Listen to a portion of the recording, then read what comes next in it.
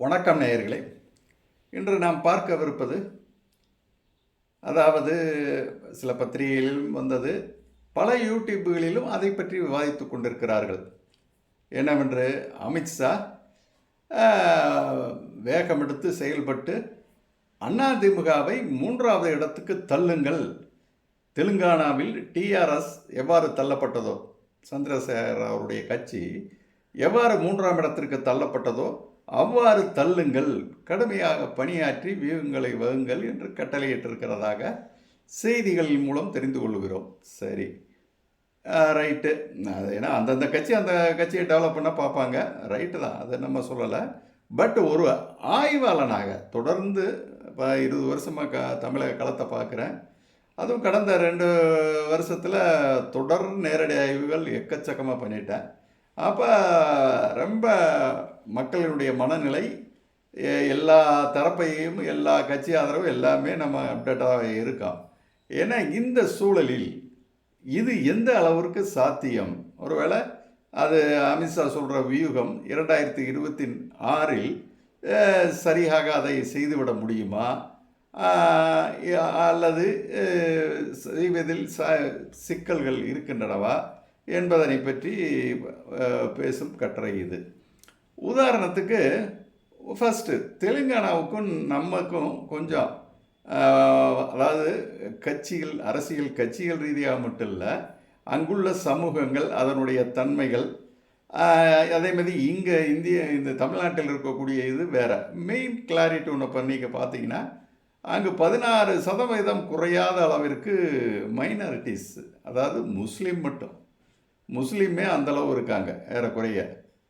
Minorities ஹெவியாக இருக்கக்கூடிய ஒரு மாநிலம் தெலுங்கானா. ஆனால் இங்கே நமக்கு கிறிஸ்தவர் எல்லாம், அங்கே கிறிஸ்தவர் எல்லாம் சேர்த்து 18 தாண்டி இருப்பாங்கன்னு நினைக்கிறேன். 18% இருக்காங்க.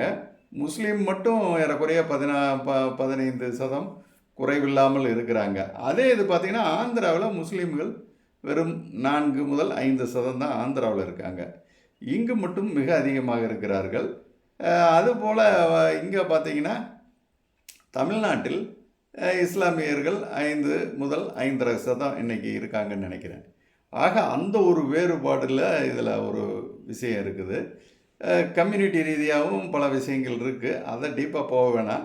இந்த முஸ்லீம் ஸ்ட்ரென்த்தை மட்டும் நீங்கள் கணக்கில் வச்சா சில விஷயங்கள் புரியும், ரைட்டு.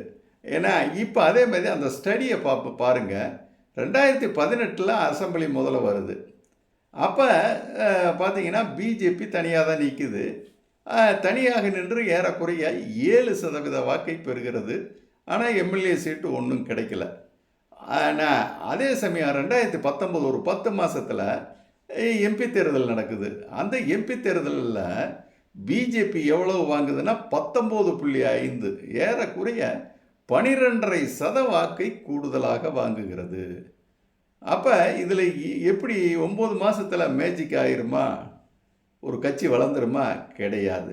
அதில் என்ன நடந்தது என்றால், நடுநிலை வாக்காளர் தமிழ்நாட்டிலையும் இருக்குது, அது மாதிரி தான் அங்கேயும் நடுநிலை தொகுதி 10லேருந்து 15% இருக்கக்கூடும். அந்த நடுநிலை வாக்காளரில் பெரும்பகுதி வாக்கு மோடி பிரதமராக வேண்டும் என்ற அடிப்படையில் பிஜேபிக்கு வாக்களித்துள்ளனர். அதனால்தான் அந்த 7லேருந்து ஒரு 10 மாதத்தில் 19.5க்கு ஜம்ப் ஆகுறாங்க. புரியுதா உங்களுக்கு? விஷயம் அதுதான். ஏன்னா சரி, அதே சமயத்தில் அதுக்கு அடுத்த எலெக்ஷனை நீங்கள் அதை ஃபாலோ பண்ணுங்கள். இப்போ அடுத்த அசம்பிளி 19 வருது, 19 23 வருது அசம்பிளி. 19 எம்பியில் 19.5% வாங்கிட்டீங்க. அதே சமயம் 23 அசம்பிளி வர்றப்போ என்ன ஆகுதுன்னு தெரியுமா? பழைய 18 அசம்பிளியில் 7 தான் வாங்கியிருந்தீங்க. ஆனால் இந்த அசம்பிளியில் அங்கு இருந்த அரசியல் மாற்றத்தை கவனிக்கணும். பவன் கல்யாணுக்கு அங்கே ஒரு உண்மையிலே ஒரு நல்ல செல்வாக்கு இருக்குது.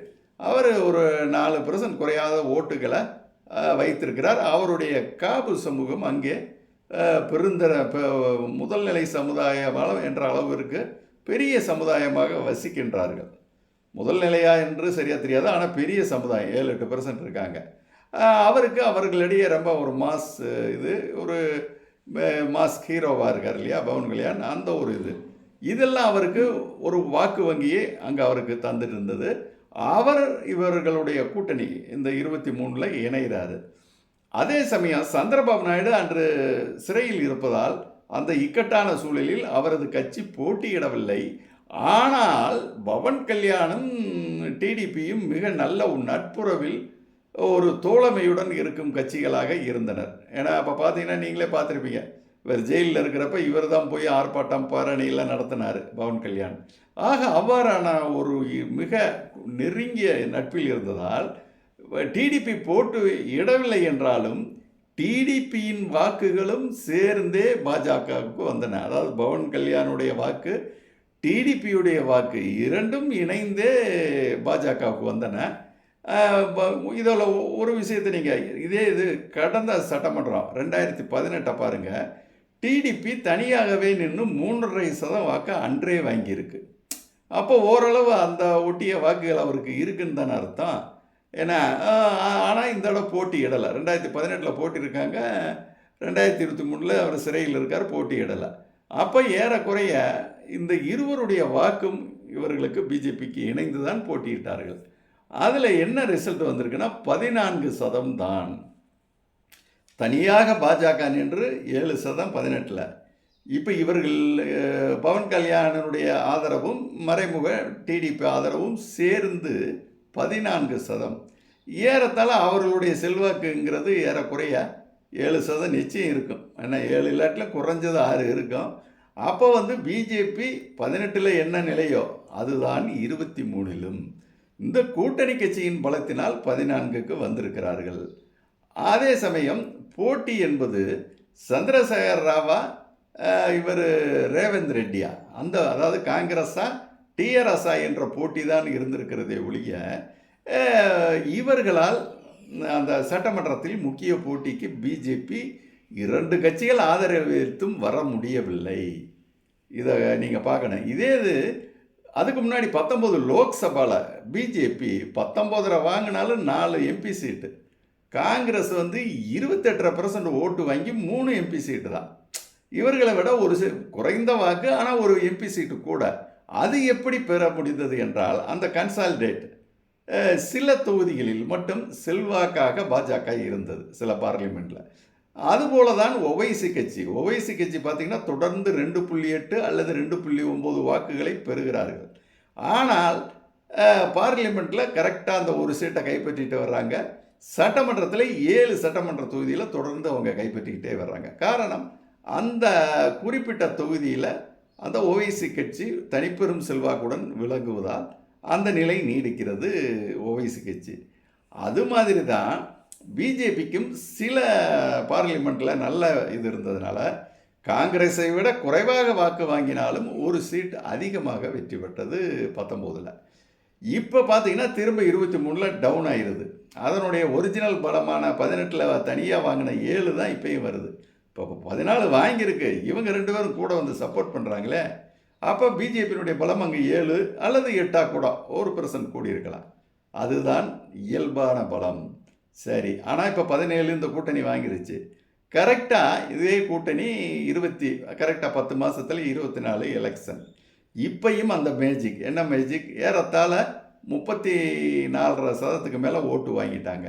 இந்த 34% ஓட்டு எப்படி வாங்கினாங்கன்னா அதுதான் இந்த 14ஓட சுமார் 20% வாக்கு அடிஷன் ஆகிருக்குது.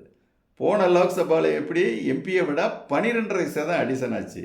இந்த தடவை 20% அடிஷன் ஆகிருக்குன்னா இது எப்படி 20% எக்ஸ்ட்ரா வருதுன்னா கூட்டணி பலம் கிடைக்குது. பார்த்துக்குங்க, அந்த பொலிட்டிக்கல் சேஞ்சஸில் அதுதான். அந்த நடுநிலை வாக்கு 10-13 வருது, வாஸ்தவம் தான். போன தடவை வந்தது வரும். அதே நடுநிலை இன்னும் கூட வரும், 12ங்கிறது 15 கூட வரும்.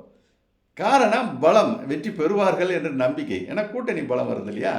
அன்று 19 தெலுங்கு தேசம் இவர்கள் மட்டும் பாஜக. ஆனால் இன்று பாஜக, பவன் கல்யாண், சந்திரபாபு, இந்த கூட்டணி என்பது அதற்கு அந்த 14 அசம்பிளி வாங்கினாலும் 20% திரும்ப எக்ஸஸாக 34 வாங்கி தருது. அதில் அந்த நடுநிலையாளர் தொகுதி 15 வரை இருக்கும். பிறகு ஒரு 5 முதல் 6% எந்த வாக்குன்னு பார்த்தீங்கன்னா அங்கும் இஸ்லாமியர்களுடைய ஸ்ட்ரென்த் அதிகமாக இருக்கக்கூடிய ஒரு மாநிலம். கர்நாடகாட்டும் கர்நாடகாவுக்கு அடுத்த ஸ்ட்ரென்த்துன்னு சொல்லலாம். இஸ்லாமியர் அங்கே அதிகமாக இருக்காங்க. சிறுபான்மை 18, அநேகமாக முஸ்லீம் மட்டும் 12ன்னு நினைக்கிறேன் கரெக்டாக. ஏன்னா நான் அதை தேடி பார்க்கலாம், ஆனால் அதிகம், அது மட்டும் நல்லா தெரியும். அங்கும் அந்த ஒரு அந்த அந்த அந்த மாதிரி ஸ்டேட்டில் இல்லை, அந்த இந்து மத உணர்வு தூண்டப்பட்டு விடும். எம்பி எலெக்ஷனில் குறிப்பாக மத்தியில் ஆட்சி யார் என்பதற்கு அந்த இந்துக்கள் கொஞ்சம் அந்த ஹிந்து ஓரியன்டாக மாறுவாங்க. நடுநிலையாளர்களும் வேறு சில கட்சியில் இருக்கிற இந்து ஆதரவாளரும் பிஜேபிக்கு ஆதரவாக மாறக்கூடிய தன்மை ஏற்படும். ஆனால் அப்படிப்பட்ட தன்மை தமிழ்நாட்டில் இருக்கிறதா? அது உங்களுக்கே தெரியும். தமிழ்நாட்டு மக்கள் ரொம்ப வீரமும் சூடு சொரணையும் மிகுந்த சூடு சொரணை உள்ள இந்துக்கள் இங்கே இருக்கிறவங்க. அதனால் இங்கே நிலவரம் உங்களுக்கு தெரியும், நான் சொல்ல வேண்டியதில்லை. ஏன்னா இங்கே இந்துக்கள் மிகுந்த மதச்சார்பற்றவர்கள், ரொம்ப இருக்கிறவர்கள். அதனால் புரியுதா உங்களுக்கு? தெலுங்கானாவில் அப்படி இல்லை. அங்கே இருக்கிற இந்துக்களுக்கு கொஞ்சம் மத வெறி இருக்குது. ஏன்னா அப்படியே சொல்லிடுவோமே, மத வெறி அவங்களுக்கு இருக்கும். அதனால தான் ஒரு 5-6% திரும்ப எக்ஸஸாக கொண்டு வரதனுடைய விளைவு எம்பியில் 34.5, ஆனால் காங்கிரஸும் 40% வாங்குது. இதன் விளைவாக டிஆர்எஸ் தலைகீழாக போகிறது. காரணம், டிஆர்எஸ் 10 மாதம் முன்னாடி தான் 37%. அன்றும் காங்கிரஸுக்கும் அவருக்கும் 2% தான் வித்தியாசம். 39.5% வாங்கி காங்கிரஸ் ஆட்சியில் அமருது. இவர் 37% வாங்குறார். 2% தான் வித்தியாசம். ஆனால் 20% வாக்கை இழக்கிறார். அது என்ன வாக்குனா, இந்த மாதிரி பிஜேபி கிட்ட இருக்கிற நடுநிலையாளர் சந்திரசேகர ராவுக்கு சட்டமன்றம்னா பெரும்பகுதி அங்கே தான் போடுறாங்க. காரணம், அந்த மாநிலத்தை உருவாக்க அவர் ஏற்படுத்திய போராட்டங்கள், சிறைவாசங்கள் போன்றவை அவர் மீதான ஒரு கிரேஸ் இன்றும் அங்கு இருக்கிறது. ஆனால் சட்டமன்றம் வந்தால் அவர் பால் தான் நகர்வாங்க. அந்த நடுநிலையாளர், அந்த இண்டிவிஜுவல் கெப்பாசிட்டின்னு சொல்லலாம், தனிப்பெரும் தலைவராக அவர் தான் தெலுங்கானா. அது மட்டும் இல்லை, முஸ்லீம் ஓட்டரில் இந்த ஒவைசிக்கு போட்டது போக மீதி இருக்கிற பெரும்பான்மை சிறுபான்மையினர் சந்திரசேகராவுக்கு தான் போட்டாங்க. இந்த 2 ஆஸ்பெக்டும் சேர்ந்து தான் அவருக்கு 37.5 கொடுத்தது. இப்போ அந்த 2ம் நடுநிலை ஓட்டு பிஜேபிக்கு நான்ட்டான். சிறுபான்மை ஃபுல் அண்ட் ஃபுல் சரி பிஜேபி ஸ்ட்ராங்காக மோதுது, சந்திரசேகர ராவ் வர முடியாது, அப்போ நம்ம ஃபுல் ஸ்விங்காக காங்கிரஸுக்கு போட்டு தள்ளிட்டாங்க. இதனுடைய விலை தான் காங்கிரஸ் 40% வாக்குகளை பெற்று, அதுவும் 8 எம்பி தான், 34 பட்டாலும் இவர்களும் 8 தான். காரணம், அந்த குறிப்பிட்ட தொகுதிகளில் பாஜக செல்வாக்குடன் இருப்பதனால் சமமான வெற்றியை பெற்ற முடிந்தது. ரைட்டு. அதே சமயம் டிஆர்எஸ் எதுவும் பெறலை. இதுதான் நிலை.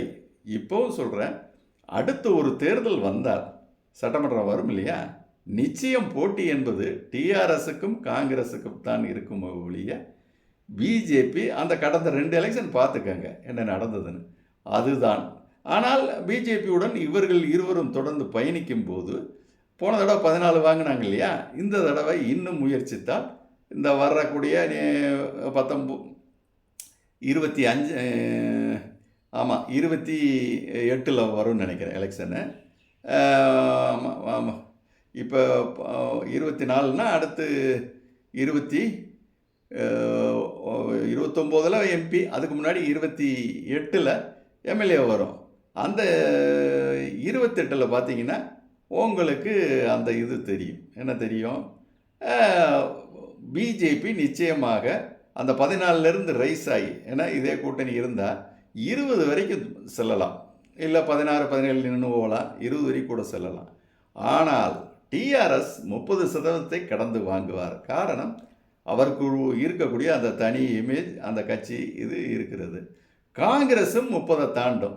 இந்த 2 பேரும் தான் 30 தாண்டுவாங்க. அவர்களுக்குள் தான் கடுமையான போட்டி அடுத்த அசெம்பிளியில் நடக்கும். அதில் வெற்றி பெறுவது யாராக கூட இருக்கலாம். அது அன்றைய காலத்தை கரெக்டாக, ஏன்னா இன்னும் 4 வருஷத்தில் எத்தனையோ மாற்றங்கள் நடக்கும், அதுதான். ஆனால் நீங்கள் இந்த பிஜேபியும் இவர்கள் பவன் கல்யாண் இவர்கள் 20 வரைக்கும் கடக்கலாம், இல்லை 20க்குள்ளே நிற்கலாம். இது எப்படி இருந்தாலும் 3வது நிலையாகத்தான் முடியும். அதே இது அதுக்கு அடுத்த வருஷம் 29 எம்பியில் இப்போ வாங்கினதை விட இன்னும் கூடுதலாக சீட்டுகள் வாங்கும் வாய்ப்பும் வரலாம். இதுதான் தெலுங்கானா.